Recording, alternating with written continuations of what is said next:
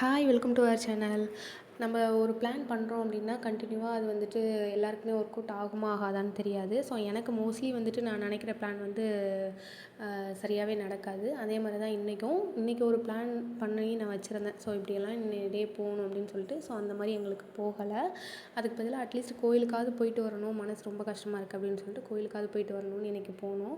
ஈவினிங்காக எங்கள் குலதெய்வ கோயிலுக்கும் போயிட்டு அப்புறம் எங்களுடைய இஷ்ட தெய்வ கோயிலுக்கும் போயிட்டு வந்தோம்.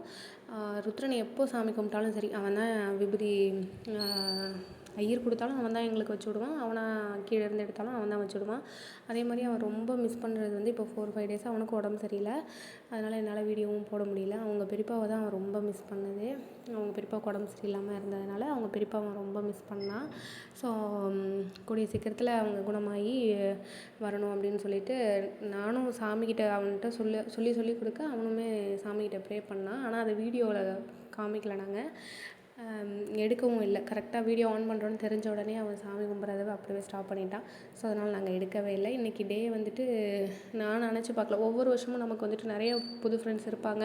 அப்போது பேசுவோம். அடுத்தது ரொம்ப ஒரு 6 மந்த் 5 மந்த்துக்கு அப்புறம் பேசாமல் போயிடுவோம். ஆனால் கரெக்டாக ஒரு டே நமக்குன்னு ஒரு ஸ்பெஷல் டே வரும்போது விஷ் பண்ணுவாங்களா, அந்த மாதிரி தான் இன்றைக்கி நிறைய பேர் எனக்கு தெரிஞ்சு தெரியாமல் நிறைய பேர் எனக்கு விஷ் பண்ணியிருந்தாங்க. ஸோ அது எல்லாமே எனக்கு ஃபுல்ஃபில்டாக பிளெஸ்டாகவே ஃபீல் பண்ணேன். ஸோ இன்றைக்கி நாள் எனக்கு நல்லபடியாக போச்சு. உங்களுக்கு எப்படி இருக்குன்னு கமெண்ட் செக்ஷனில் கமெண்ட் பண்ணுங்கள்.